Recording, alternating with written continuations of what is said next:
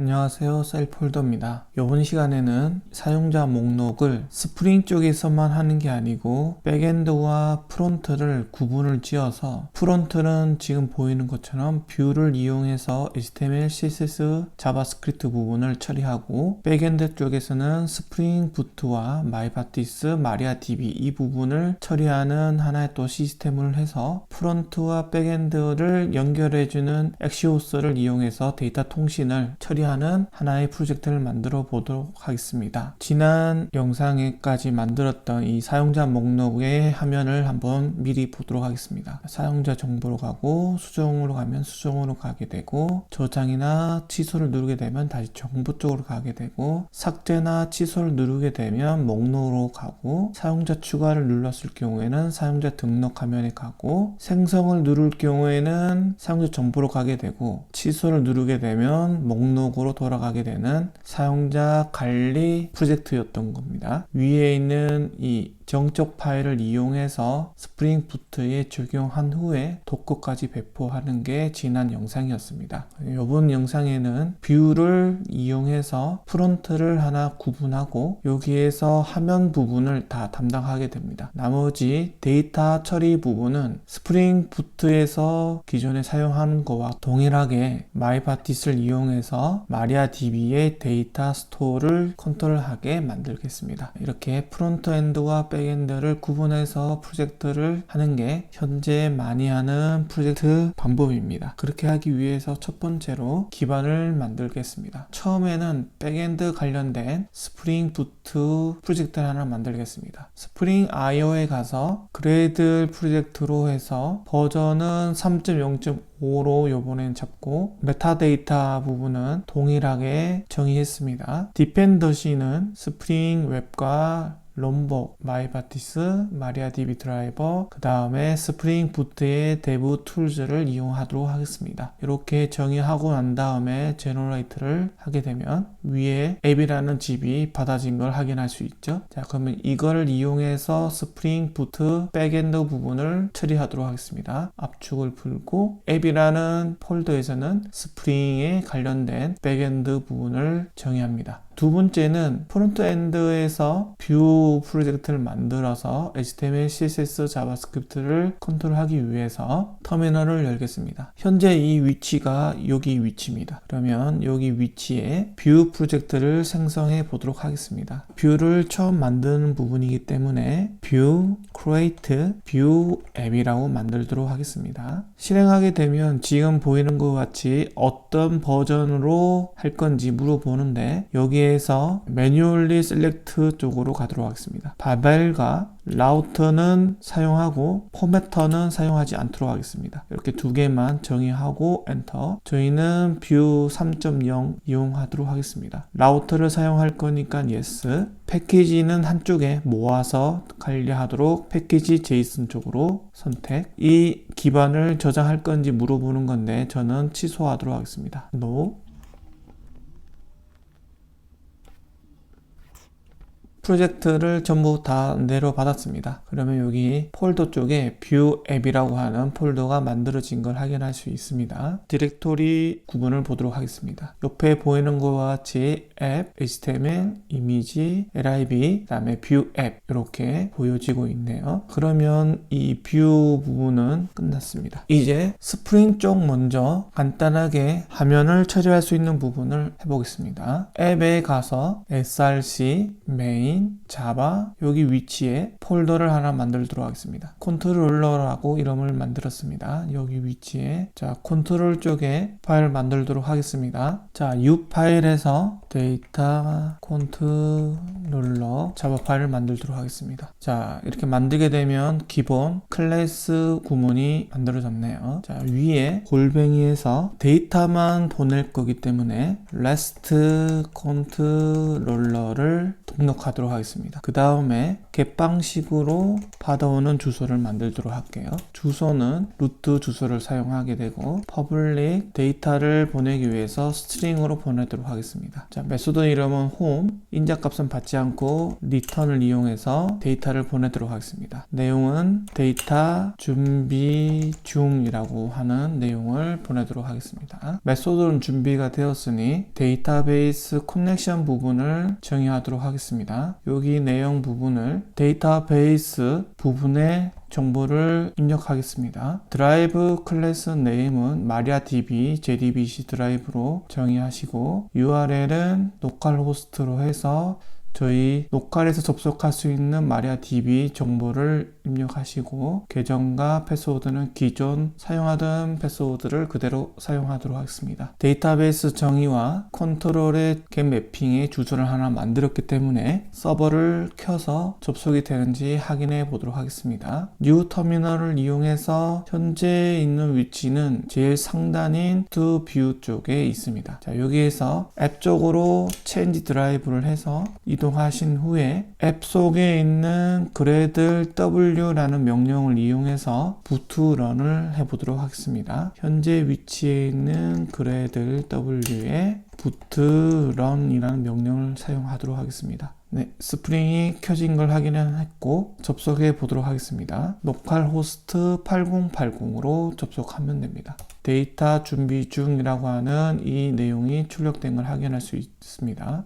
이제 뷰 쪽으로 가도록 하겠습니다. 뷰는 뷰 앱에 파일이 있고 src 부분하고 퍼블릭 쪽이 있는데 이 퍼블릭 쪽에 옆에 보이는 라이브러리 안에 저희 화면에 스타일을 담당하고 있는 부트스트랩을 옮겨주도록 하겠습니다. 부트스트랩이 옮겨진 걸 확인하시고 퍼블릭 쪽은 끝났습니다. 이제 퍼블릭 안에 index html 쪽에 지금 옮긴 부트스트랩의 정보를 등록을 해서 사용할 수 있게 하겠습니다. 태그를 이제 입력하는데 저희는 스타일만 가져다 쓰기 위해서 링크를 이용해서 href를 작성하고 레퍼런스는 스타일 시트입니다. 가져오는 주소는 위에 참조 내용과 똑같이 베이스 URL이라고 하는 변수를 사용하시고 그 뒤에 저희가 가져온 부트스트랩 경로에 있는 CSS 부분을 가져오도록 하겠습니다. 그러면 뒤에 bootstrap 골뱅이 5.2.3 아래에 CSS 아래에 bootstrap.min.css입니다. 그러면 이 부분이 이제 적용이 됐는지 확인하기 위해서 터미널을 실행해 보도록 하겠습니다. 터미널 하나를 더 열어대서 여기 더하기를 눌러서 터미널을 하나 더 복제합니다. 그러면 터미널이 앱이 하나 열려 있고 지금은 저희가 뷰 앱 쪽으로 이동해서 하나 더 등록하도록 하겠습니다. 뷰 앱으로 이동하시고 옆에 보이는 것처럼 뷰 앱으로 이동이 되었습니다. 자, 그럼 여기 위치에서 스타트를 해보겠습니다. yan 서브 그 다음에 오픈될 때 포트가 스프링 쪽과 똑같은 포트를 사용하지 않게 하기 위해서 마이너스 옵션을 이용해서 포트를 8800으로 정의하도록 하겠습니다. 자, 여기 보이는 것처럼 8800으로 서버가 켜진 걸 확인되었습니다. 그러면 로컬호스트에 8800으로 접속하게 되면 지금 보이는 것처럼 뷰의 기본 화면이 떴습니다. 자, 이 상태에서 저희가 가져오는 부트스트랩 라이브러리가 가져와지고 있는지 네트워크에 가서 CSS를 클릭하고 새로 고침을 해보십니다. 네, 전혀 문제없이 가져오고 있네요. 그러면 메인 쪽 화면 또 끝났습니다. 그러면 이제 뷰 프로젝트의 기본 구조를 만져보도록 하겠습니다. 뷰 쪽에 화면으로 사용할 건 여기 유저의 HTML 요 4개를 뷰 화면으로 이동해 보도록 하겠습니다. src 쪽으로 이동하시고 뷰즈 쪽에 화면을 4개를 만드시면 되겠습니다. 그러면 여기에서 new 파일 하신 다음에 옆에 보이는 것처럼 create 뷰라고 만들겠습니다. 그 다음에 이 안에 들어가는 내용으로 템플릿을 이용해서 기본 div가 들어있는 상태에 하나를 만들고 저장해 놓겠습니다. 그 다음에 이 파일을 그대로 복사 붙여넣기로 해서 3개를 더 만들도록 하고 복사된 파일의 이름을 수정하도록 하겠습니다. create 부분을 지우고 list라고 하고 copy라고 되어 있는 부분을 지우겠습니다. 자, 나머지 2개 파일도 동일하게 create 되어 있는 부분을 select라고 해서 만들겠습니다. 그 다음에 마지막의 파일로 이 파일은 업데이트가 되겠습니다. 자, 이렇게 4개 파일이 등록이 되었습니다. 자, 그러면 이 4개의 파일을 이제 화면 쪽으로 보낼 수 있도록 설정해 보도록 하겠습니다. 자, 그러면 뷰 쪽에 기본 페이지는 만들었고, 자, 여기 있는 화면에 처리하는 부분은 지금 보이는 것처럼 홈과 about 부분이 있는데, 이 홈에서 about에서 홈 이렇게 이동하는 걸 라우트 기능을 사용하고 있습니다. 그래서 이 라우트 쪽에 가시면 index.js가 있습니다. 자, 그러면 여기에 라우트에 가보시면 패스가 2개로 구분되어 있습니다. 자, 여기에서 저희가 등록한 뷰에 4개의 파일을 이쪽에 등록을 해서 주소를 이동시켜 보도록 하겠습니다. 자, 그러면 여기 위에 있는 위치에 이 내용을 복사를 해서 붙여놓고, 자, 기본적인 것만 수정하겠습니다. 첫 번째로 들어가는 주소는 유저로 하겠습니다. 그 다음에 네임 부분은 파일명과 동일하게 지정해 보도록 하겠습니다. 리스트 뷰. 자, 그러면 파일명이 리스트 뷰이기 때문에 이 뷰즈 밑에 about 뷰 부분을 리스트 뷰로 교체를 합니다. 자, 그 다음에 여기 부분은 about 쪽에서 관리하는 게 아니고 유저로 관리하도록 유저라고 지정하겠습니다. 그 다음에 3개 더 만들어야겠죠? 하나, 둘, 3개. 자, 3개를 만드시고 하나는 두고 나머지 3개 부분을 저희가 만든 뷰 이름으로 select 뷰, 파일명도 select 뷰, 여기는 update 뷰라고 하고 여기 부분도 update 뷰, 여기는 create 뷰. 자, 그 다음에 URL 부분을 패스 부분을 정의하도록 할게요. 첫 번째는 유저로 들어가게 했고, select 뷰로 갔을 때는 D의 주소로 find by id라고 지정하도록 하겠습니다. update 뷰는 edit by id로 지정하겠습니다. create 뷰는 save라고 정의하도록 하겠습니다. 저장을 하시면 이제 주소가 등록이 되었을 겁니다. 자, 그러면 화면이 정확하게 이동이 되는지 리스트 뷰부터 이 div 쪽에 h1 태그를 이용해서 화면이 넘어오는지 확인해 보도록 하겠습니다. 리스트 뷰, 그 다음에 h1 태그로 여기는 create view, 여기는 select view, 이제 마지막으로 여기는 update view. 자, 그러면 이 화면이 넘어가는지 정의하기 위해서 app view 쪽으로 이동해서 여기 route 링크 부분을 이용하여 한번 넘겨보도록 하겠습니다. 한 줄을 복사를 해서 유저라고 정의하고 여기를 유저 리스트로 보낸다라고 만들고, 자, 요걸 그대로 3개를 복사하신 다음에 여기는 유저 셀렉트, 여기는 유저 업데이트, 여기는 유저 크리에이트라고 하고 주소를 유저의 find by id, 유저의 edit by id, 여기는 save. 자, 그러면 정의가 되었기 때문에 옆에 제대로 나오는지 확인해 보겠습니다. 네, 여기 구분자가 없으니까 보기가 불편하니 뒤에 구분 코드를 넣어주도록 하겠습니다. 자, 그러면 여기 about하고 home 옆에 이제 4개가 더 생겼죠. 자, 그러면 user list, user select, user update, user create. 자, 그러면 화면 이동까지 끝났습니다. 자, 그러면 여기 내비 부분은 이제 더 이상 쓰지 않도록 하겠습니다. 저희 화면에는 내비가 없는 상태로 데이터를 주고받는 화면이기 때문에 지금 보는 것 같이 위에 이 내비 부분은 필요가 없고 이 밑에 출력된 여기 영역을 주 영역으로 해서 사용하도록 하겠습니다. 자, 내비는 삭제. 자, 그렇게 되면 위에 있던 내비는 사라지고 크리에이트 뷰로 됐네요. 그러면 여기 유저로 이동하게 되면 이렇게 이동하게 되었습니다. 그러면 라우터 쪽에 있는 index.js에서 해서 기존에 사용하고 있는 about과 home 중에 about 부분은 사용하지 않을 거기 때문에 삭제를 하도록 하겠습니다. 네, 그 다음에 home에서는 유저 화면 쪽으로 넘어가야 되겠죠. 그래서 home에서 사용하는 뷰는 home view라고 하는 뷰 파일입니다. 자, 그래서 home view 쪽으로 가도록 하겠습니다. home view 쪽에 이동해서 여기에서 저희 첫 번째 화면인 유저 리스트 쪽으로 보낼 수 있도록 화면을 수정하도록 하겠습니다. 그러면 여기 첫 화면으로 이동을 시켜서 여기에서 내용을 넣겠습니다. A 태그를 이용해서 이동해도 되겠죠. 주소는 유저입니다. 그 다음에 안에 내용은 사용자 목록입니다. 자, 그러면 밑에 여기 부분은 필요가 없으니까 삭제하시고, 네, 컴포넌트 부분도 삭제하도록 하겠습니다. 그 다음에 여기 글자 부분을 조금 스타일을 줘서 사용을 하는데, 그냥 스타일을 주게 되면 다른 쪽에도 영향을 줄 수도 있으니까 여기서만 사용하는 정의하도록 하겠습니다. 그럼 여기에서 여기 A 태그에 들어가는 글자 부분의 스타일을 조금 바꾸도록 하겠습니다.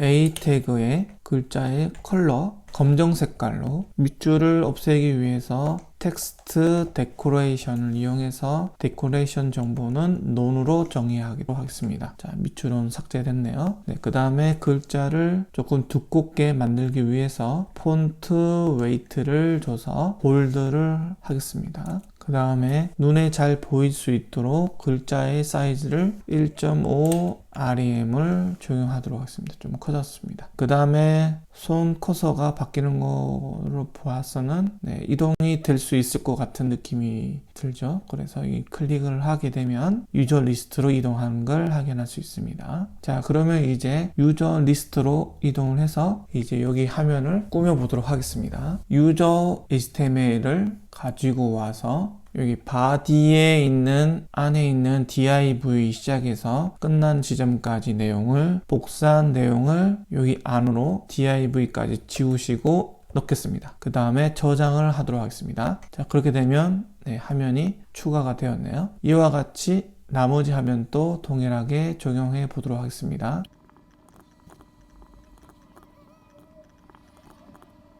이제 다 옮겨졌으니까 여기 화면에서도 이동이 되는지 확인해 보도록 하겠습니다. 자, 그러면 리스트 뷰에서 여기 스티븐이나 에브릴이라는 여기 내용에 클릭을 했을 때 셀렉트 뷰 쪽으로 이동할 수 있도록 여기 주소를 변경해 보도록 하겠습니다. 자, 유저의 find by id 아래도 동일하게 정의를 하고 화면을 새로 고침하신 다음에 클릭해 보도록 할게요. 이동이 되었네요. 자, 그러면 셀렉트 뷰에 가서 이제 아래에 버튼 3개 중에 취소 버튼과 삭제 버튼은 목록으로 가죠. 그러면 유저로 이동하도록 변경하도록 하겠습니다. 자, 업데이트는 유저의 edit by id입니다. 자, 그러면 여기 화면에서 새로 고침하시고 수정 버튼을 누르면 수정으로 가게 하고 백 하신 다음에 취소 버튼 목록 가게 됐네요. 취소 버튼 삭제와 취소가 잘 동작하는 걸 확인할 수 있네요. 자, 그러면 이제 다시 수정 화면에 가서 버튼 2개를 또 정의하도록 하겠습니다. 업데이트 화면에 가서 저장과 취소 이 2개는 셀렉트 쪽으로 가게 되어 있는 거 보면 정보 쪽으로 가게 되어 있네요. 그러면 슬러시 find by id 쪽으로 보내겠습니다. 자, 그러면 새로 고침을 하고 저장, 취소 동작 잘 되고 있네요. 자, 그러면 이제 마지막으로 사용자 추가 버튼을 클릭했을 때 적용이 되는지 확인해 보도록 할게요. 자, 그러면 리스트 뷰에 가서 여기 A 태그 부분을 유저 세이브로 이동시키겠습니다. 새로 고침을 하고 버튼 이동이 되었습니다. 자, 그러면 여기에서 생성과 취소 버튼을 클릭했을 때 이동은 어떻게 되는지 크리에이트 뷰에 가서 A 태그 부분 보니 생성 후에는 find 쪽으로 가네요. 유저 find by id. 자, 취소는 리스트로 가고 있습니다. 그러면 유저 이렇게 정의하시고 새로 고침을 한 다음에 생성 이동이 됐네요. 백 취소 목록으로 갔네요. 그러면 기본적인 버튼 이벤트는 이렇게 해서 마무리가 되었습니다. 자, 그러면 이제는 저희가 스프링 쪽에 호출하는 부분을 처리하도록 하겠습니다.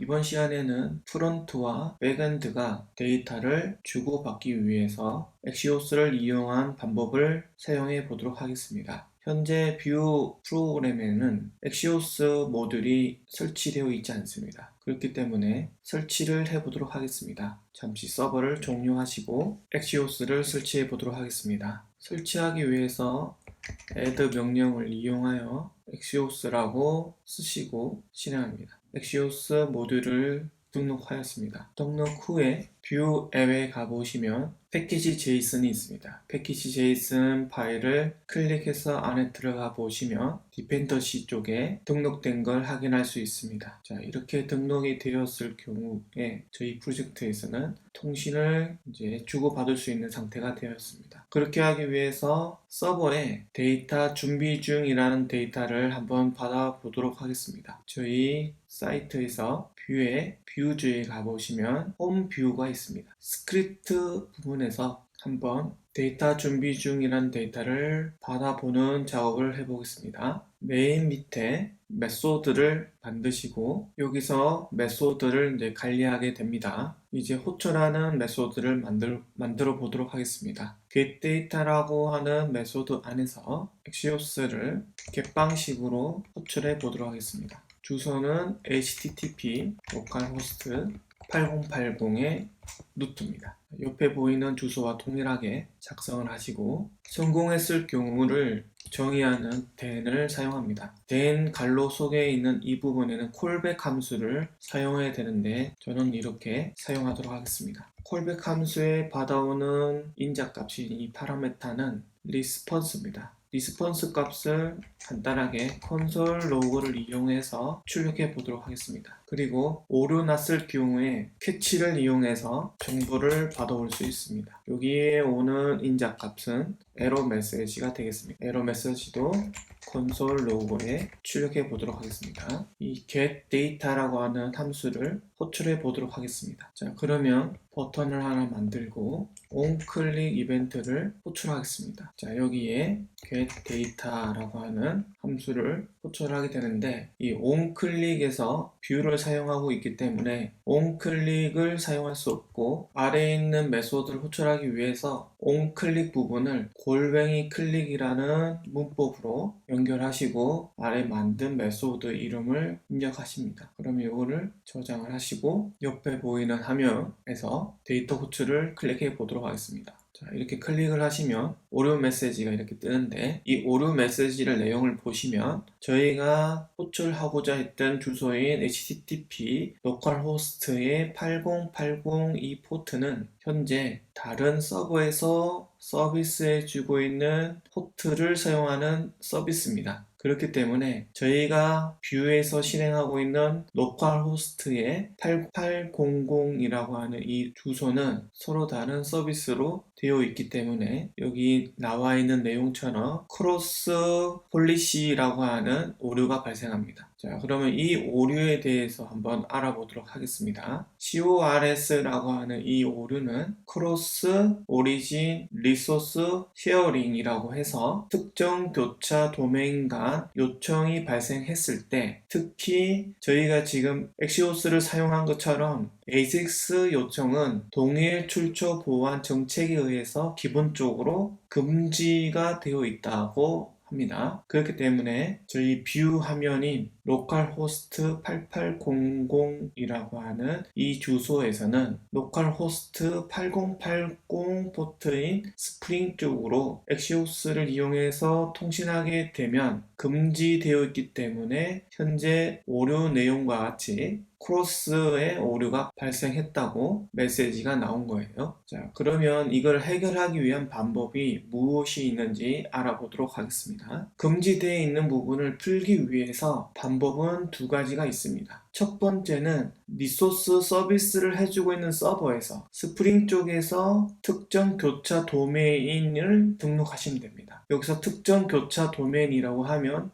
뷰가 되겠습니다. 스프링 쪽에서 크로스 오리진으로 로컬호스트 8800이라고 하는 곳에서 호출할 경우에 허용하겠다라고 해서 오리진을 등록하시면 이 크로스 오류가 발생하지 않습니다. 혹은 개발자 모드에서 쪽에서 아직 서버 쪽에서는 크로스 오리진을 부여하기가 힘들 때 개발자 모드로 개발한 기간 동안만 플로시를 뷰에서 정의하고 사용할 수도 있습니다. 이럴 때는 스프링 쪽에서 크로스 오리진을 정의를 아직 하지 않더라도 접속이 가능해집니다. 자, 그러면 뷰 쪽에서 프록시를 설정하는 방법에 대해서 알아보도록 하겠습니다. 프록시를 사용하게 되면 우회를 할 수 있게 처리해주는 부분이 생깁니다. 그리고 아래에 있는 코드처럼 view.config.js 파일에 아래와 같은 코드를 입력하시면 여기 있는 내용과 같이 로컬호스트 8080 쪽으로 가는 주소는 프록시를 해서 change origin을 할 수 있게끔 처리해주고 거기에서 주소의 패턴이 이 부분을 사용하게 되면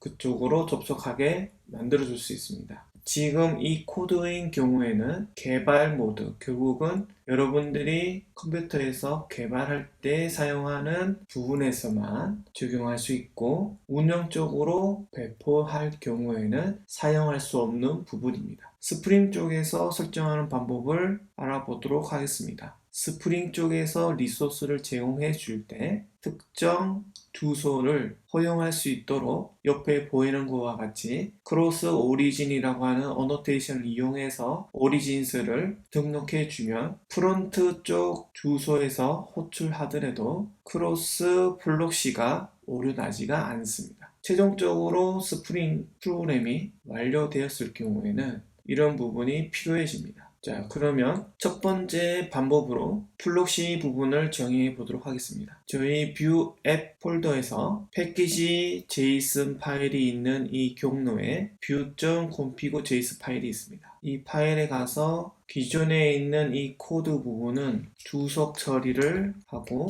코드 작성을 해보도록 하겠습니다. 자, 첫 번째는 const target 주소는 http localhost 8080. 자, 모듈을 등록을 하고 익스포트 개발자 모드의 서버를 켰을 때 동작하도록 옵션을 넣겠습니다. 포트는 8080, 플록시는 특정 URL 패턴을 적용하기 위해서 API라고 왔을 때 타겟과 change origin이 true 되도록 이렇게 정의를 합니다. 이게 어떤 식으로 처리가 되느냐 하면 http localhost 8080 이 주소 뒤에 API라고 붙게 됩니다.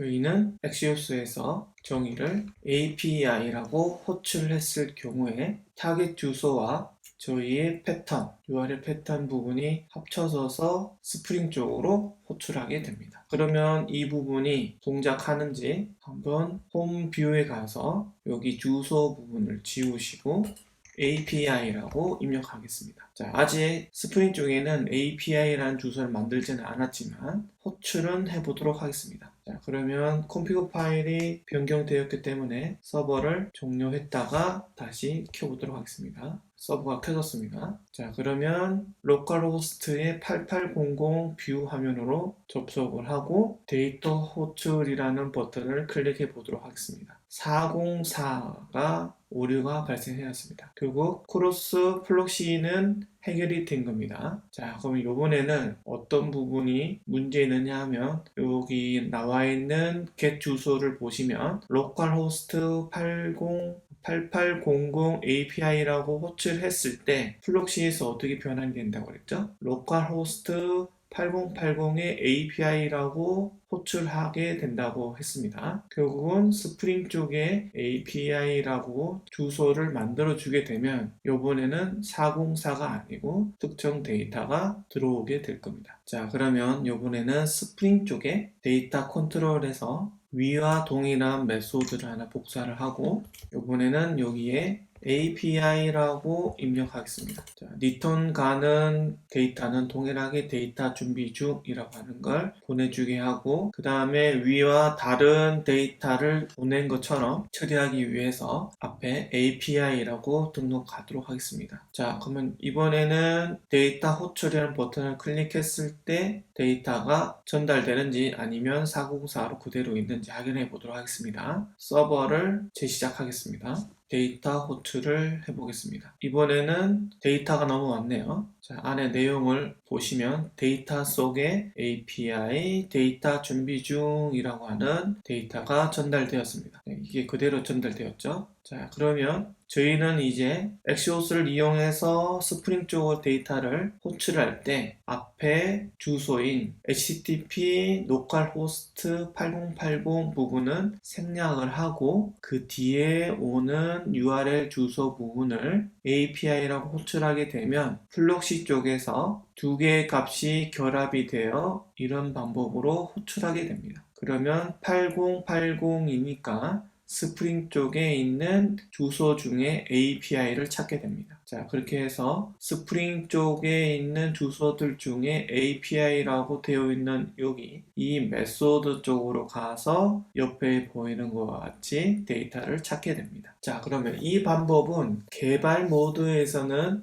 사용이 가능합니다. 하지만 운영적으로 배포했을 경우에는 이 방법이 되지 않습니다. 뷰 콘피그 쪽에서 설정한 내용과 같이 이 옵션 부분이 개발자 디벨로퍼 서버일 때만 적용하기 때문에 그렇습니다. 자, 그러면 프로덕션으로 갔을 때는 이 부분이 동작하지 않기 때문에 사용이 불가능합니다. 그래서 자바 쪽 부분에서 처리하는 걸 해보도록 하겠습니다. 자바 컨트롤에 가서 루트 주소인 이 메소드 위에 골뱅이 해서 크로스 오리진이라는 어노테이션을 등록을 하시고 갈호를 이용해서 안에 옵션을 넣습니다. 오리진스라고 하는 걸 넣으시고 안에 값으로 http localhost 8800번이라고 입력합니다. 이렇게 입력하시면 이제는 저희 뷰 프로그램이 스프링 쪽으로 호출을 했을 때 스프링에서 등록되어 있는 도메인에서 호출하기 때문에 그 요청을 허락합니다. 이제 이 주소도 동작하게 될 겁니다. 그러면 확인해 보도록 하겠습니다. 뷰 쪽 홈 뷰에 가서 이번에는 여기 주소에 http localhost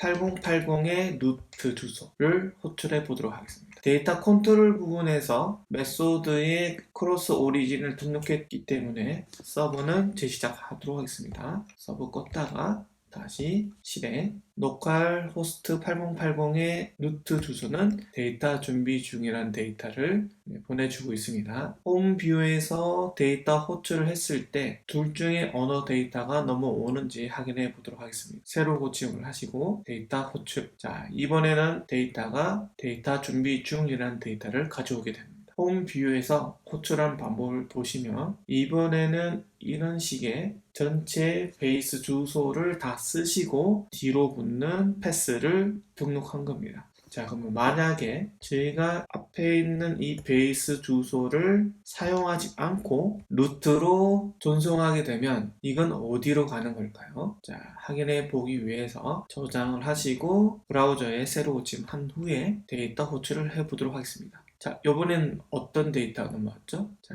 여기 내용을 이렇게 열어보시면 어디서 많이 본 코드죠? 네, 그렇습니다. 저희 퍼블릭에 있는 인덱스가 넘어온 겁니다. 여기에 있는 내용이 그대로 데이터에 담겨졌습니다. 비교해 보시면 동일합니다. 자, 어느 부분을 보면 되죠? 부트스트랩 부분, 저희가 입력했던 이 부분이 바로 보입니다. 그 다음에 바디 속에 보이는 div의 id가 app, div의 id가 app 동일하죠? 결국 엑시오스의 루트로 그냥 호출하게 되면 저희가 플록시에 등록한 이 패턴이 아닌 그냥 주소로 호출했기 때문에 이 주소는 자기 자신 프로그램에 있는 주소, 결국은 패스 중에 데이터를 가져오게 됩니다. 그래서 앞에 주소로 localhost 8080까지 입력을 하셔야 실제 스프링 쪽으로 데이터를 요청할 수가 있습니다. 자, 이 부분 주의해서 쓰셔야 되겠죠. 그러면 이제는 플록시를 설정했던 부분이 없는 게 낫겠습니다.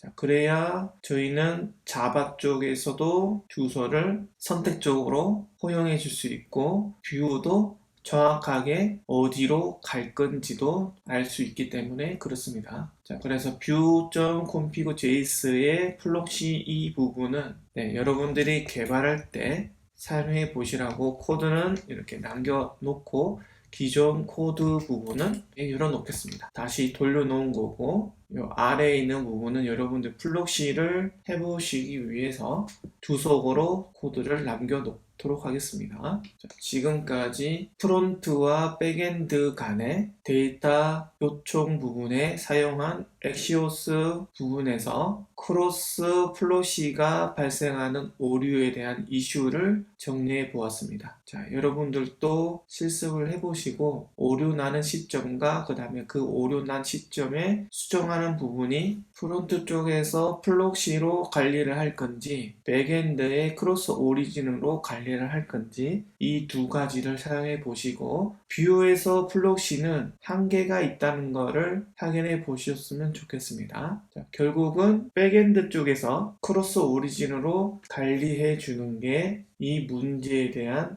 해결 방법이었습니다. 여기까지 하셨으면 이 다음에 진행할 유저 데이터 처리하는 부분은 쉽게 하실 수 있을 것 같습니다. 이번 시간에는 백엔드 스프링 쪽에 데이터 처리하는 부분을 만들어 보도록 하겠습니다. 자, 저희가 사용할 이 스프링 쪽에서 유저 3번이라는 테이블을 이용하여 데이터를 관리하는 부분을 해보도록 하겠습니다. 자, 이번에 자바 쪽이기 때문에 앱 쪽에 src 메인 자바 다음에 이 컨트롤 부분에서 기능 4개를 추가를 해야 되겠죠. 자, 첫 번째는 select입니다. 포스트로 받아보도록 하겠습니다. 주소는 find all이라고 하도록 하겠습니다. 그 다음에 return 값은 정의하기 전에 find all이라는 메소드를 만들겠습니다. 두 번째는 업데이트 구문을 하겠습니다. 자, 업데이트 구분도 포스트로 하겠습니다. 업데이트이기 때문에 edit by id로 정의하고 return도 아직은 정의하지 않기 때문에 edit by id라는 이름으로 메소드를 만들도록 하겠습니다. 자, 그 다음은 delete 부분입니다. delete 매핑을 이용해서 delete라는 주소를 만들도록 하겠습니다. 자, return도 동일하게 그대로 두도록 하겠습니다. 자, 그러면 이제 마지막 저장 부분입니다. 저장 부분은 put mapping이라고 해서 save 주소를 만들도록 하겠습니다. return은 void로 하시고 save를 만들도록 하겠습니다. 자, 그러면 이렇게 4개의 주소를 만들었고 이제 화면 쪽으로 어떻게 데이터를 보낼 거고 그 다음에 여기에 있는 데이터는 어떤 식으로 관리할 건지 이제 정의해 보도록 하겠습니다. 자, 일단 저희가 데이터를 리턴할 부분을 객체를 만들어서 동일하게 관리할 수 있도록 처리하도록 하겠습니다. 저희 앱 쪽에서 폴더를 하나 만들고 이 폴더의 이름은 DTO라고 만들겠습니다. 이 DTO 속에서는 관리할 유저 DTO를 하나 만들어서 관리하도록 하겠습니다. 저희가 유저 3번 테이블에 데이터를 담을 수 있는 녀석이기 때문에 데이터라고 롬복으로 연결하고 테이블에 있는 것과 동일하게 no, name, email, pwd 젠더는 불림이죠. 이번에는 del입니다. reg date 이렇게 컬럼을 데이터베이스에 정의했던 것과 동일하게 만들었습니다. 자, 그 다음에 이 유저 DTO를 담아서 화면 쪽으로 보낼 수 있는 DTO를 하나 더 만들도록 하겠습니다. 이름은 result DTO 동일하게 데이터로 롬복을 등록하고 여기에서는 상태값인 state를 정의를 하고 그 다음에 저희가 result 값을 보내기 위해서 user DTO도 넣고 특정 메시지를 보내기 위해서 메시지도 하나 넣도록 하겠습니다. 그러면 여기 result DTO는 user DTO를 가지고 있는 result입니다. 그렇기 때문에 저희가 스프링 쪽에서 모든 데이터를 처리하고 난 다음에 뷰 쪽으로 리턴하기 위한 용으로 사용하기 위해서 여기 void라고 되어 있는 이 부분을 result DTO로 보내도록 하겠습니다. 그리고 return을 아직 서비스 부분을 만들지 않았기 때문에 널로 처리해 놓겠습니다. 자, 그러면 result DTO에 user DTO를 담는 작업을 하기 위한 서비스 부분을 만들도록 하겠습니다. 다시 앱 쪽에서 폴더를 하나 생성하고 이름은 서비스라고 만들겠습니다. 여기 서비스 안에는 유저 서비스 이름이 자바를 하나 만드시고 이번에 클래스가 아닌 인터페이스를 먼저 만들도록 하겠습니다. 자, 그러면 이 인터페이스는 result DTO를 전달하기 위한 리턴을 가지고 있는 추상 메소드를 만들면 됩니다. result DTO. 자, 첫 번째는 find all이었습니다. 그래서 find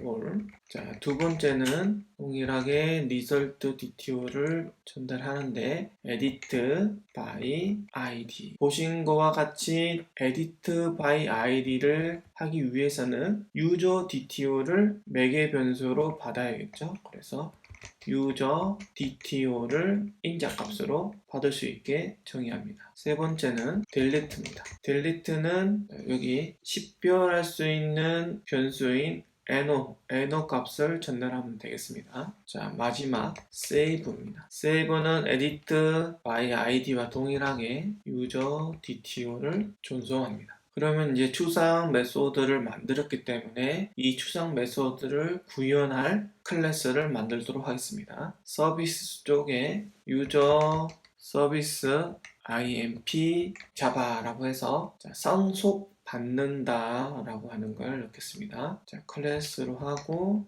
implement를 이용해서 조금 전에 만든 유저 서비스 인터페이스를 등록합니다. 그 다음에 추상 메소드를 이제 구현을 해야 됩니다. 그렇지 않으면 이 클래스는 계속 오류가 발생하기 때문에 유저 서비스 쪽에 있는 이 코드를 가져와서 구현하도록 하겠습니다. 자, 이렇게 오버라이드 된 상태의 메소드가 됐고 이제 리턴을 넣어줘야 됩니다. 자, 리턴하기 위해서 여기서 result DTO를 전역 변수로 만드시고 자, 이 전역 변수를 전달하겠습니다. 자, user DTO도 임포트를 정의하고 자, 그러면 이 상태에서 이제 result DTO에 이 담는 부분을 하기 위해서 데이터베이스 쪽으로 접속할 수 있는 데이터 액세스 오브젝트를 만들도록 하겠습니다. 자, 앱 쪽에 가서 폴더를 하나 만들고 이 폴더는 데이터 액세스 오브젝트라고 해서 DAO를 하나 만들고 여기에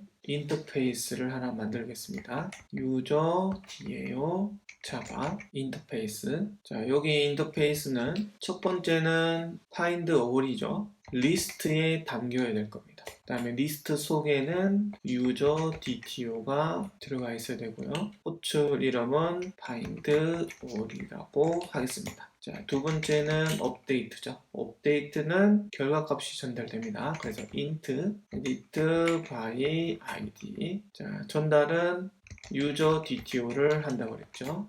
자, 세 번째는 delete입니다. delete도 상태값이 전달되기 때문에 int 값, 메소드는 delete, 그 다음에 키로 사용할 int의 number, 자, 마지막은 또 int고 save입니다. 자, save 안에는 user DTO가 담겨지고 자, 그러면 이 추상 메소드를 또 구현을 해야겠죠. DAO 쪽에 자, 파일을 만들도록 하겠습니다. user DAO imp java. 자, 이번에는 클래스. 자, 그러면 여기 인터페이스에 있는 추상 메소드를 구현하기 위해서 상속을 받도록 하겠습니다.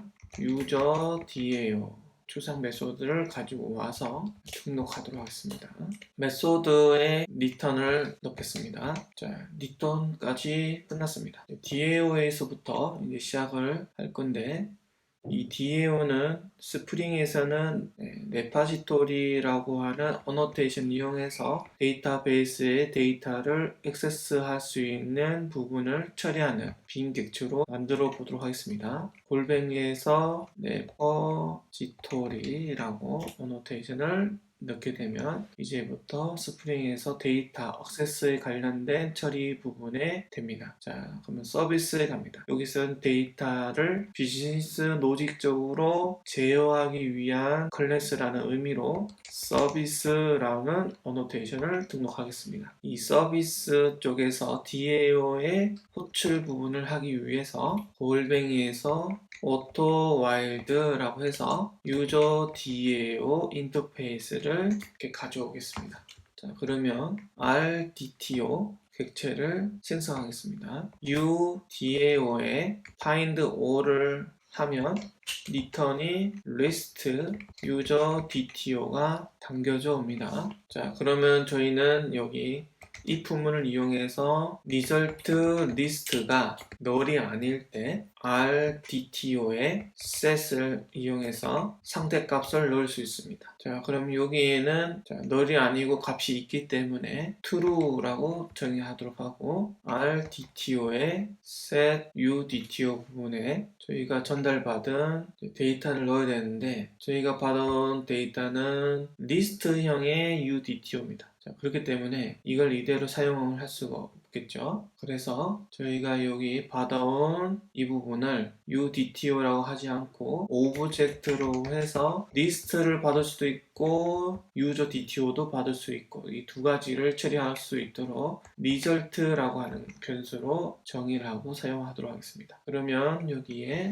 RDTO의 set result에다가 result 리스트를 담아서 보낼 수 있습니다. else에서 null일 경우에는 오류가 발생한 거죠. 그러면 RDTO의 set status가 false가 됩니다. DAO와 서비스 부분은 연결이 되었고 이 서비스에 있는 메소드를 컨트롤에서도 받아오도록 하겠습니다. 자, 그러면 위에서 사용할 수 있게 auto-while를 이용해서 유저 서비스를 가지고 와서 return 부분에 uService.findAll 이라고 전달하겠습니다. 아직은 데이터베이스까지는 안 갔습니다. 데이터를 전달하는 부분까지 구현을 했습니다. 네, 그러면 상대값을 어떻게 받아오는지 findAll을 진행해 보도록 하겠습니다. 터미널을 열고 앱 쪽에 스프링 부트를 실행해 놓겠습니다. 그 다음에 뷰 앱에 가서 뷰 앱도 실행해 보겠습니다. 네, 그러면 이제 두 개의 서버는 켜졌고 이제 스프링에서 만들어 놓은 find all 이 주소를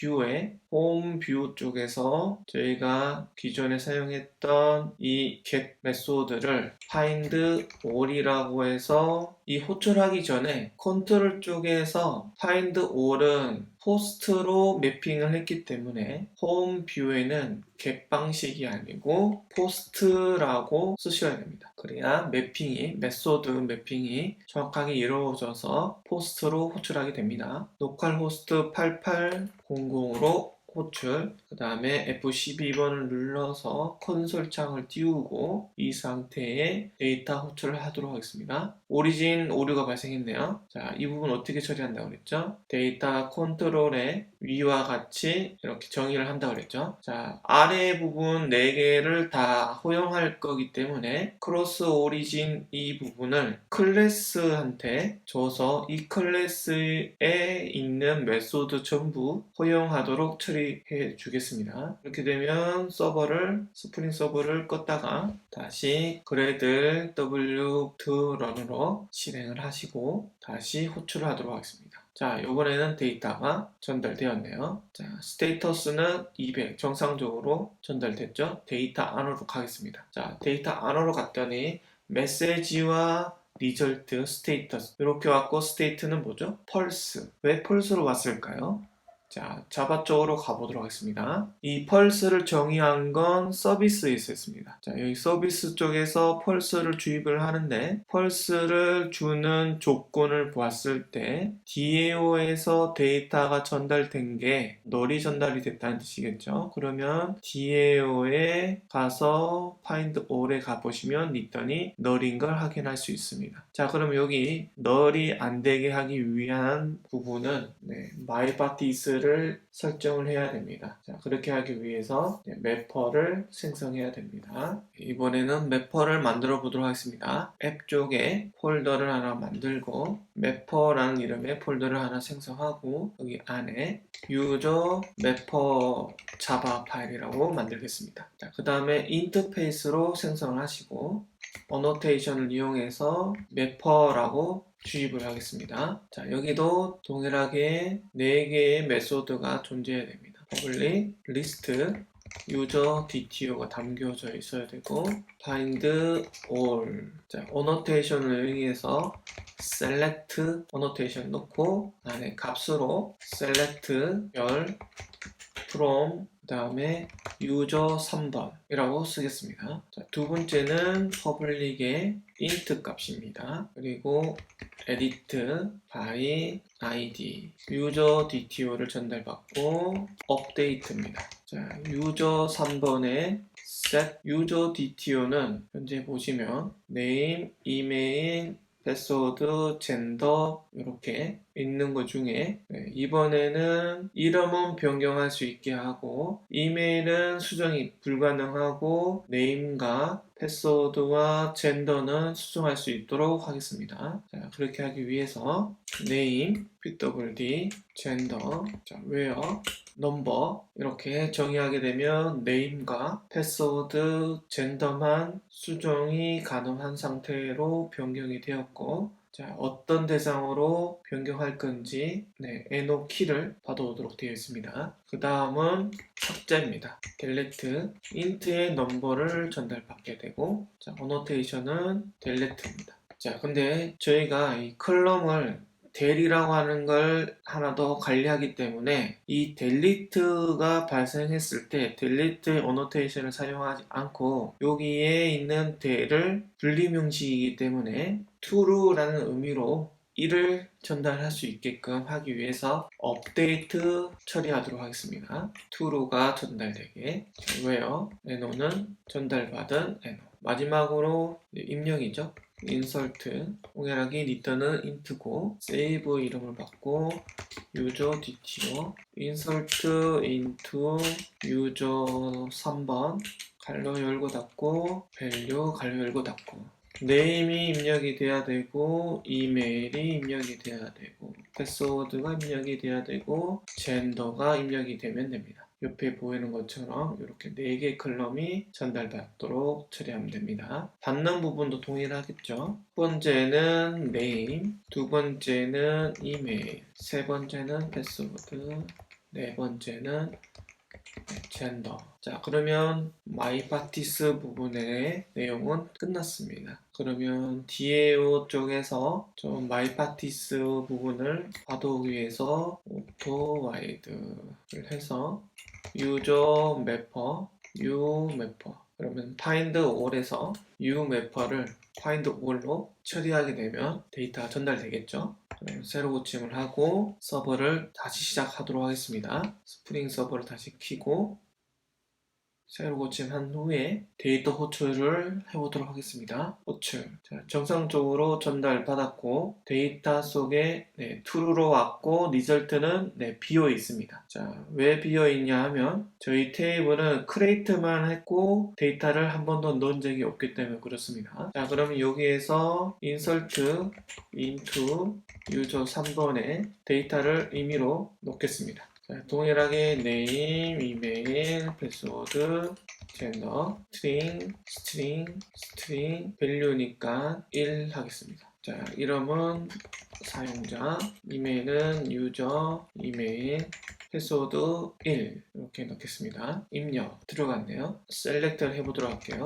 select 별 from user 3번 사용자가 1명 들어갔습니다. 자, 그러면 이번에는 데이터가 비어있지 않은 상태로 오겠죠? 자, 다시 호출 정상적으로 돌아왔고 데이터에 안에 뭔가 들어있네요. 리절트에 하나의 행이 담겨져 온 걸 확인할 수 있습니다. 안에 내용을 보시면 델은 펄스고 이메일은 유저 이메일, 젠더는 true, 네임은 사용자, 넘버는 1, 패스워드는 1, REG 데이트까지 잘 들어와서 리턴된 걸 확인할 수 있습니다. 자, 그러면 이제 이렇게 데이터가 온 걸 확인했기 때문에 나머지 부분도 같이 적용해서 모든 부분이 자바가 끝나면 뷰 쪽으로 화면 처리를 하도록 하겠습니다.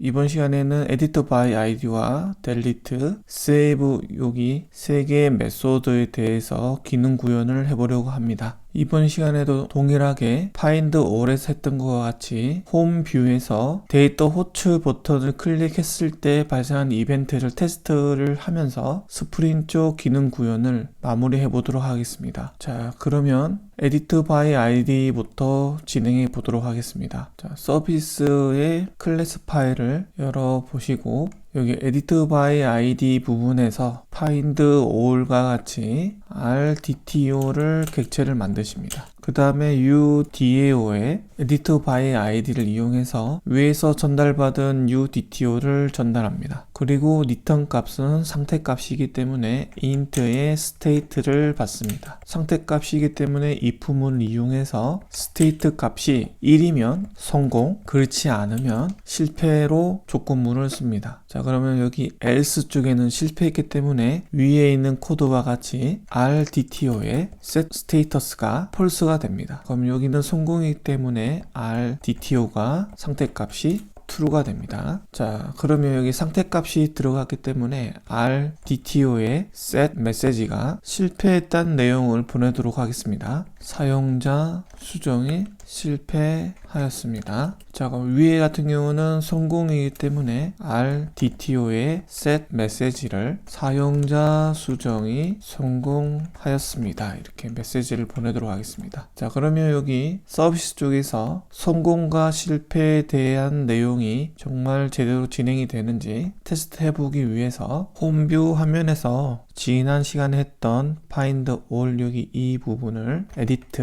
by id를 호출을 하는 걸로 진행하겠습니다. 데이터 호출 부분이 이제 edit by id로 정의되었습니다. 그러면 새로 호침을 하시고 데이터 호출 버튼을 클릭해 보도록 하겠습니다. 자, 데이터는 비어있는 상태로 전송이 되었고 상태는 200입니다. 컨트롤에 가서 edit by id 메소드 부분을 보시면 전달된 게 널 값입니다. 그렇기 때문에 지금 옆에 보이는 것과 같이 데이터 부분이 비어있다는 의미로 빈 값이 문자열로 전송이 되었습니다. 자, 그러면 위에 find all과 같이 서비스를 연결했을 때는 어떤 값이 전달되는지 테스트해 보도록 하겠습니다. u service.edit by id가 위에 있는 udto를 전달하는 걸로 해서 저장을 하시고 스프링을 재시작을 하도록 하겠습니다. 자, 그 다음에 다시 데이터 호출을 클릭해 보도록 하겠습니다. 이번에도 데이터가 전달되었는데 위에 전달된 데이터와 전혀 다르게 이번에는 스테이터스라고 하는 값이 전달되면서 false 메시지는 사용자 수정이 실패하였습니다 라고 하는 내용으로 저희가 서비스 쪽에서 설정했던 여기 if문 부분이 정상적으로 동작하면서 else 부분으로 온 걸 확인할 수 있습니다. 자, 그렇다는 건 UDTO에 아무런 값을 전달하지 않았기 때문에 업데이트가 정상적으로 동작하지 않았고 결국 실패 쪽으로 간 게 맞습니다. 자, 그러면 이제 뷰 홈에서 UDTO 값을 전달해 보도록 하겠습니다. 네, 그러면 위에서 가상 데이터를 하나 만들도록 하겠습니다. const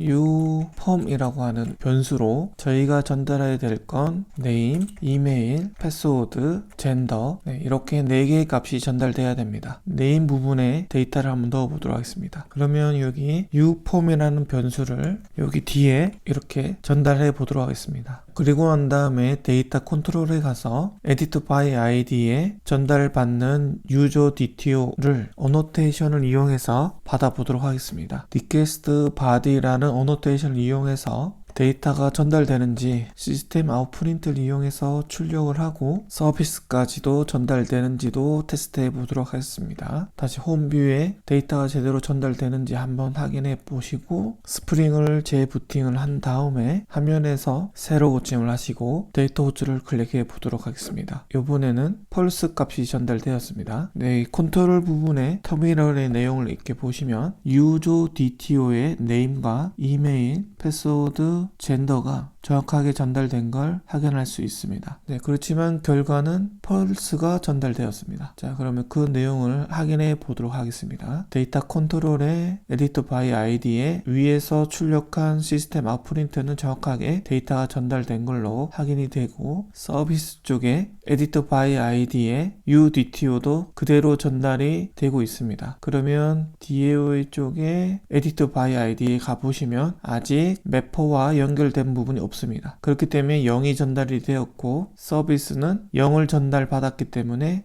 성공으로 가지 못하고 else로 간 걸 확인할 수 있습니다. 비즈니스 로직적으로 정상적으로 동작한 걸 확인하였습니다. 그렇다면 DAO에 가서 여기 리턴 부분에 U 매퍼에 edit by id를 이렇게 전달하게 되시면 이젠 매퍼에 정확하게 전달될 거고, 그 매퍼에 등록되어 있는 업데이트 구문이 동작이 될 겁니다. 그때 네임과 패스워드, 젠더 이 부분이 들어가는데, 이번에는 여기 NO 부분이 없는 걸 확인할 수 있습니다. 자, 밑에 내용에 보면 넘버가 0입니다. 그렇기 때문에 0번 넘버를 가지고 있는 사용자가 없습니다. 자, 확인해 보도록 하겠습니다. 데이터베이스에 가서 테이블에 유저 3번을 클릭을 해서 데이터를 확인해 보시면 넘버가 1인 사용자 1명밖에 없습니다. 그렇기 때문에 넘버가 0이 전달이 되면 데이터는 수정은 되지는 않지만 넘버는 0으로 넘어가기 때문에, 그러면 else로 가지 않고 true로 가게 하려면 홈 뷰에서 NO 값을 정확하게 입력해 하시고 새로 고침한 다음에 데이터 호출을 클릭해 보도록 하겠습니다. 드디어 데이터에서 스테이트가 true이고 사용자 수정이 성공하였다는 메시지가 전달받았습니다. 그렇기 때문에 edit by id는 정확한 넘버와 필요한 4개의 컬럼 값을 전달하게 되면 이제 컨트롤 쪽에 있는 edit by id가 정상적으로 데이터를 전달하고 매퍼까지 와서 데이터베이스에 이 업데이트 SQL 문을 실행할 수 있는 상태가 되었습니다. 자, 그러면 이제 아래에 있는 델리트 부분과 세이브 부분을 진행해 보도록 하겠습니다. 자, 델리트 부분도 현재 보면 널로 리턴이 되고 있고 세이브도 널이 리턴되고 있습니다. 자, 그러면 위에 find all과 edit by id처럼 서비스를 연결해 주도록 하겠습니다. u 서비스 delete save도 u 서비스 save delete 쪽에 int 값으로 넘버를 받고 있는데 이 넘버가 전달받을 수 있도록 앞에 어노테이션으로 연결해 주도록 하겠습니다. request 파람을 이용해서 NO 값을 전달받도록 하겠습니다. 자, 아래에 user DTO는 edit by id와 동일하게 result body를 이용해서 전달받도록 하겠습니다. 자, 컨트롤 부분은 이렇게 return 쪽에 연결을 해서 서비스를 호출하게 하고 서비스에 가서 edit by id와 동일하게 delete 부분도 예외 처리를 정의하도록 하겠습니다. R DTO는 new result DTO edit by id와 동일하게 상태값이 받아오기 때문에 state u DAO에 delete 자 넘버를 그대로 전달하시고 이 부분을 이용해서 state가 1이면 성공, 그렇지 않으면 실패. 자, 그러면 여기 성공과 실패 부분이 edit by id와 동일하기 때문에 R DTO set status를 true로, else 부분에는 R DTO가 set status를 false로 메시지도 전달하도록 하겠습니다. R DTO.set 메시지가 사용자 삭제가 성공하였습니다. 자, 아래쪽에 else 부분은 실패했기 때문에 RDTO set 메시지는 사용자 삭제가 실패하였습니다. 라고 전달하도록 하겠습니다. 자, 그러면 밑에 save 부분도 동일하게 요번에는 카피를 해서 가져오 보도록 하겠습니다. 자, 그러면 요번에 여기는 save 전달받는 건 UDTO 그리고 여기 else 부분과 if 부분의 메시지 부분이 여기는 save이기 때문에 삭제가 아니고 생성이 성공하였습니다. 실패 부분은 생성이 실패하였습니다. 라고 보내도록 하겠습니다. 자, 그 다음에 DAO에 가서 매퍼를 연결해 보도록 하겠습니다. u 매퍼.delete 넘버를 전달, save는 u 매퍼 save DTO를 전달. 그 다음 매퍼에 가서 델리트 부분은 업데이트를 해서 될 부분을 될 컬럼 부분의 값을 true로 해서 삭제된 거와 같이 적용하기로 했죠. 네, 그 다음에 넘버가 파라메타로 전달되기 때문에 연결. 자, save는 install 구문을 이용해서 name, 이메일, 패스워드, 젠더 부분을 전달받는 걸로 되어 있습니다. 그러면 여기까지는 스프링 쪽에 연결이 제대로 됐는지 이제 최종적으로 홈 뷰에 가서 테스트해 보도록 하겠습니다. Editor by ID 부분을 delete라고 주소를 변경하시고 데이터 컨트롤에 보시면 delete는 델리트 매핑으로 되어 있습니다. 그렇기 때문에 홈 뷰에 포스트로 보내는 이 부분을 delete라고 작성해 주시고 U 폼에 있는 NO1은 그대로 전달해서 있는 사용자를 한번 삭제해 보도록 하겠습니다. 자, 스프링을 재시작을 하시고 화면을 새로 고침하신 다음에 데이터 호출을 클릭해 보도록 하겠습니다. 네, 이번에는 400의 오류가 발생하였습니다. 자, 그 이유를 한번 스프링 로그를 확인해 보도록 하겠습니다. 자, 여기 로그를 이렇게 보시면 파라메타로 전달받아야 되는 넘버가 전달받지 못해서 오류가 발생했다고 나와 있습니다. 자, 그러면 왜 그럴까요? 그 이유는 데이터 컨트롤에 있습니다. 데이터 컨트롤에서 에디터 바이 아이디에서 했던 유저 DTO로 객체로 받았던 리퀘스트 바디와 다르게 델리트 부분에서는 리퀘스트 파람으로 NO를 전달받게 되어 있습니다. 그렇기 때문에 홈뷰에서 데이터를 전송할 때 에디터 바이 아이디와 동일하게 데이터 포맷을 이렇게 해서 보낼 수는 없는 겁니다. 그러면 이 부분을 이제 파라메타 형식으로 보낼 수 있도록 변경해 보도록 하겠습니다. const params라고 하는 변수를 하나 만들고 그 다음에 이 안에 키 이름을 params라고 정의하시고 여기 안에 데이터로 no 값이 1이라고 전달해야 됩니다. 자, 그럼 요번에 이 params 변수를 uform 대신에 전달해 보도록 하겠습니다. 그 다음에 화면을 새로 고침하시고 데이터 전송을 클릭해 보도록 하겠습니다. 자, 이번에는 오류 없이 데이터가 전달되었습니다. 그러면 이 데이터 안에 가보시면 스테이트가 true, 사용자가 삭제가 성공적으로 하였다라고 되어 있네요. 그러면 데이터베이스에 가서 이 사용자의 del 값이 변경이 있는지 확인해 보도록 하겠습니다. 유저 테이블의 데이터를 이렇게 확인해 보시면 사용자 1번의 del 컬럼의 데이터가 1로 변경된 걸 확인할 수 있습니다. 자, 이렇기 때문에 삭제가 성공적으로 이루어졌죠. 그러면 이제 델리트 구문이 정확하게 동작한 걸 확인했기 때문에 여기서 알아야 되는 부분은 데이터 폼이 U 폼에서 파라메터스로 전달해야 된다는 걸 알게 되었습니다. 그래서 데이터 컨트롤에 리퀘스트 바디로 받았을 때와 리퀘스트 파람으로 받았을 때는 다르게 데이터를 전송해야 된다는 걸 확인하게 되었습니다. 자, 그러면 이 부분을 잘 보신 다음에 이와 같이 오류 부분을 해결해 보시면 되겠습니다. 자, 그러면 이번에는 세이브를 진행해 보도록 하겠습니다. 자, 주소를 세이브라고 쓰시고 네, 이번에는 폼이 u폼으로 가시고 자, 메소드는 무엇인지 데이터 컨트롤에 가서 확인하고 세이브는 put 매핑으로 되어 있습니다. 자, 그렇다는 건 여기가 자, 그러면 put으로 해서 세이브 주소로 위에 있는 u폼을 전달해 보도록 하겠습니다. 그러면 데이터 속에 정상적으로 스테이트가 true, 메시지가 사용자 생성이 성공하였습니다 라는 메시지로 전달받았습니다. 자, 이렇게 하면 1차적으로 저희 스프링 쪽 메소드 부분과 서비스에 있는 메소드, DAO에 있는 메소드, 매퍼까지 모두 테스트가 끝났습니다. 자, 여기서 뷰의 화면 쪽에 있는 이 메소드를 호출한 후에 어떤 이벤트를 발생할 건지에 대한 부분에서 약간의 수정은 차후에 화면을 하면서 적용해 보도록 하겠습니다. 자, 여기까지 스프링 기능 구현이었습니다. 수고했습니다.